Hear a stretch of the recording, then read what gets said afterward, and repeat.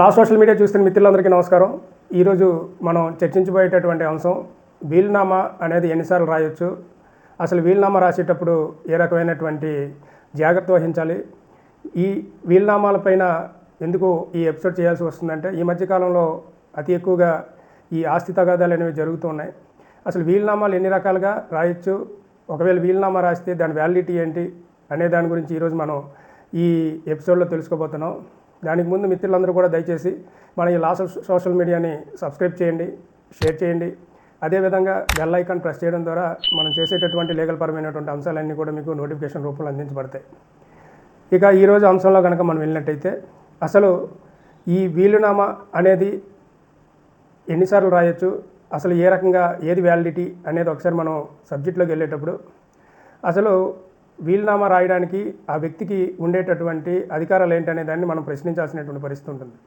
కారణం ఏంటంటే ఒక వ్యక్తి తన స్వార్జిత ప్రాపర్టీ, తన స్వార్జితంగా కష్టపడి సంపాదించుకున్నటువంటి ప్రాపర్టీని మాత్రమే ఈ రకమైనటువంటి వీలునామాని ఇవ్వడానికి అర్హత ఉంటుంది. అదేవిధంగా ఇటువంటి ప్రాపర్టీని ఇచ్చేటప్పుడు దానికి కూడా కొన్ని రకాలైనటువంటి సూచనలు ఉంటాయి. ఇలాంటి ప్రాపర్టీని రిజిస్ట్రేషన్ చేసేటప్పుడు, వీలునామాని రిజిస్ట్రేషన్ చేసేటప్పుడు ఏ రకంగా చేయాలని మనం ఒకసారి చూసినట్టయితే, ఒకసారి ఒక వీలునామాని రిజిస్ట్రేషన్ చేసినట్టయితే, ఎగ్జాంపుల్ ఒక తండ్రి తన కొడుకులు 2-3 ఉన్నప్పుడు తన తండ్రి మొదటి కొడుకు పేరు మీద ఈ వీలునామా అనేది రాశారు అనుకుందాం. రెండో కొడుకు వీలునామా అది రాసినప్పుడు మొదటి కొడుకుకి ఆయన సబ్ రిజిస్ట్రార్ ఆఫీస్కి వెళ్ళి ఖచ్చితంగా రిజిస్ట్రేషన్ అనేది చేయడం జరుగుతుంది. అయితే రెండో కొడుకు అబ్జెక్ట్ చేయొచ్చు, మరి నాకు వీలునామా రాయాలి, మరి మీరు వీలునామా మేము తదనంతరం ఈ ప్రాపర్టీ మీద నాకు హక్కులు ఉంటాయి కదా అంటే ఇక్కడే ఒక సమస్య ఎదురవుతుంది. కారణం ఏంటంటే ఒక వీలునామా ఒకసారి మాత్రమే రాయాల్సినటువంటి పరిస్థితి ఉంటుంది. ఒక వీలునామా రాసిన తర్వాత దాన్ని సబ్ రిజిస్ట్రార్ ఆఫీస్లో రిజిస్ట్రేషన్ అయిన తర్వాత మళ్ళీ అదే వ్యక్తి మళ్ళీ వెళ్ళి దాన్ని రిజిస్ట్రేషన్ క్యాన్సిల్ చేయించుకొని దానికి కావాల్సినటువంటి గవర్నమెంట్ రిజిస్టర్డ్ ఫీజులను పే చేసిన తర్వాత అది రిజిస్ట్రేషన్ క్యాన్సిల్ అయిన తర్వాత మాత్రమే మీరు ఇంకో వీలునామాని రిజిస్ట్రేషన్ చేయడం అనేది జరుగుతుంది. అంతేగాని ఒకరికి వీలునామా రాసి మళ్ళీ వేరే ఒకరికి వీలునామా రాస్తే అది అనాథరైజ్డ్ డాక్యుమెంట్గానే పరిగణించబడుతుంది. అలాంటి డాక్యుమెంటు ఫ్యూచర్లో లీగల్గా కోర్టుల్లో వ్యాలిడిటీ ఉండదు. కాబట్టి ఇలాంటి ఏదైతే వీలునామాలు ఉన్నాయో వీలునామాలు ఖచ్చితంగా మీరు సబ్ రిజిస్ట్రార్ ఆఫీస్లో రిజిస్ట్రేషన్ చేయాల్సినటువంటి పరిస్థితులు ఉంటాయి. ఎందుకంటే గవర్నమెంట్కి కావాల్సినటువంటి ఫీజులు ఏవైతే ఉన్నాయో ఆ ఫీజులను మీరు పే చేయడం ద్వారా మీరు హక్కులు పొందుతారు. అదేవిధంగా ఆ రిజిస్ట్రేషన్ వ్యాలిడిటీ ఉంటుంది. ఒకవేళ రిజిస్ట్రేషన్ చేసినప్పటికీ కూడా ఒకవేళ ఆ తండ్రి మళ్ళీ అలాంటి ప్రాపర్టీ సంబంధించినటువంటి వీలునామాని రీవోక్ చేసుకునేటువంటి అవకాశం ఉందా అంటే ఖచ్చితంగా చేసుకోవచ్చు. ఎందుకంటే వీలునామా రిజిస్ట్రేషన్ చేసిన తర్వాత మళ్ళీ ఆ వ్యక్తికి రిజిస్ట్రేషన్ మీద తనకి ఇది లేనప్పుడు ఆ వ్యక్తికి వెంటనే ఆయన వెళ్ళి దాన్ని క్యాన్సిల్ చేసుకునేటటువంటి రైట్స్ ఇచ్చినటువంటి వ్యక్తికి ఉన్నాయి. కాబట్టి వీలునామా వరకు మాత్రమే ఇది వర్తిస్తుంది. వీలునామా ఇచ్చిన తర్వాత దాన్ని రిజిస్ట్రేషన్ చేసిన తర్వాత అలాంటి సందర్భాల్లో మళ్ళీ దాన్ని క్యాన్సిల్ చేసుకునేటటువంటి వెసులుబాటు కూడా ఈ చట్టంలో ఉంది.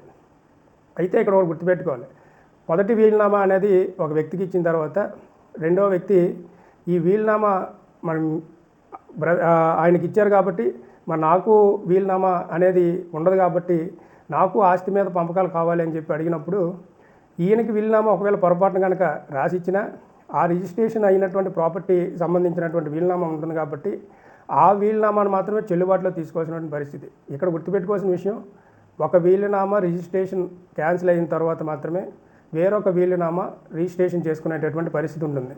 అంతేగాని ఒకటి ఫోర్స్ఫుల్గా ఉండి రెండోది రిజిస్ట్రేషన్ చేసుకుందాం అనుకునే ప్రయత్నం జరిగినప్పుడు అది ఆథరైజ్డ్గా జరగదు.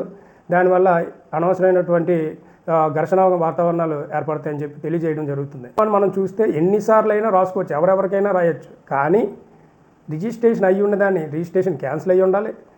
తదుపరి వేరే వ్యక్తికి దాని రిజిస్ట్రేషన్కి కావాల్సినటువంటి ఇన్ఫర్మేషన్తో వీలునామా వీళ్ళు రాసుకోవచ్చు, మళ్ళీ దాన్ని రిజిస్ట్రేషన్ చేసుకోవచ్చు. ఇక్కడ మీరు పట్టుకోవాల్సినటువంటి ఒక విషయం, ఎవరైనా వీలునామాని తను రిజిస్ట్రేషన్ చేయించుకున్న తర్వాత ఎప్పుడైనా ఆ ప్రాపర్టీ మీదకి తను తదనంతరం వెళ్ళినప్పుడు అప్పటికి ఏది ఫోర్స్ఫుల్గా రిజిస్ట్రేషన్ అయ్యి ఉన్నదో అది మాత్రమే వ్యాలిడిటీగా పరిగణించబడుతుంది. అది కాకుండా ఆ, ఏదో మాకు మా నాన్నగారు ఒక వీలునామా ఒక పేపర్ మీద ఒక స్టాంప్ పేపర్ మీద రాసి ఇచ్చేసారు, ఇది మా దగ్గర ఉంది, కాకపోతే ఇది రిజిస్ట్రేషన్ అవ్వలేదని చెప్పి మీరు కోర్టుల చుట్టూ తిరిగినా కూడా దాని మీద ఎటువంటి నిర్ణయం తీసుకునేటటువంటి పరిస్థితి ఉండదు. ఖచ్చితంగా ఎవరి పేరు మీద అయితే రిజిస్ట్రేషన్ అయి ఉంటుందో అటువంటి వ్యక్తులకు మాత్రమే లీగల్గా అటువంటి ప్రాపర్టీ మీద అటువంటి వాటి మీద పూర్తిగా హక్కుదారులై ఉంటారు. చట్టపరంగా వారికి మాత్రమే అది సంక్రమిస్తుంది. కాబట్టి మీరు వీలునామా రాయించిన తర్వాత ఖచ్చితంగా రిజిస్ట్రేషన్ అనేది మ్యాండేటరీ. రిజిస్ట్రేషన్ అనేది కనుక చేయించుకునే పక్షంలో అటువంటి వీలునామాలు చెల్లుబాటు కావు. కోర్టు పరిభాషల్లో ఇలాంటివి ఎక్కడా కూడా ఇన్వాల్యూడ్ డాక్యుమెంట్గానే పరిగణించబడతాయి, కానీ ఎక్కడా కూడా వ్యాలిడ్ డాక్యుమెంట్గా పరిగణించబడవు. కారణం ఏంటంటే తదనంతరము అంటే దాని అర్థం ఏంటి, ఆ వ్యక్తి చనిపోయిన తర్వాత ఆ వ్యక్తి తలక సంబంధించినటువంటి సంతకాలు ఆయనవని చెప్పి ప్రూవ్ చేయడానికి మీ దగ్గర ఉండే డాక్యుమెంట్ ఏంటి, ఆయన వచ్చి చెప్పే సందర్భం లేదు. అలాంటప్పుడు మీరు కోర్టులో ఇలాంటి కేసులు ఫైల్ చేసినా కూడా మీ కాలయాపన డబ్బు వృధా అవుతుంది తప్ప కానీ మీకు న్యాయం జరిగేటటువంటి పరిస్థితులు చాలా తక్కువ స్థాయిలో ఉంటాయి. కాబట్టి ఎప్పుడైనా ఇలాంటి వీలునామాలు ఆ వ్యక్తి బతికున్నప్పుడే చేసుకున్నప్పుడు ఖచ్చితంగా ఆ వ్యక్తికి సంబంధించిన ఆ వ్యక్తిని దగ్గర నుండి తీసుకువెళ్ళి రిజిస్ట్రేషన్ అనేది మ్యాండేటరీగా ఖచ్చితంగా చేయించుకోవాలి.